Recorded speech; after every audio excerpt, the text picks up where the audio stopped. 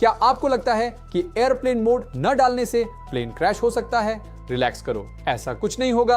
असलियत यह है कि यह सुरक्षा से ज्यादा पायलट के लिए सिर दर्द का मामला है। इसे एक डेवलपर के नजरिए से समझो। हजारों फीट ऊपर आपका फोन मोबाइल टावर से कनेक्ट होने के लिए अपनी पूरी ताकत लगा देता है। इससे एक रेडियो सिग्नल पैदा होता है जो पायलट के हेडफोन्स में इरिटेटिंग आवाज पैदा करता है। सोचो, अगर 200 लोग ऐसा करें तो पायलट कितना चिड़चिड़ा हो जाएगा और ट्रैफिक कंट्रोल की बात बिल्कुल नहीं सुन पाएगा। तो अगली बार आप जब प्लेन में बैठो तो चुपचाप एयरप्लेन मोड ऑन कर लेना और भाई के चैनल को सब्सक्राइब करना मत भूलना। जय हिंद, जय भारत।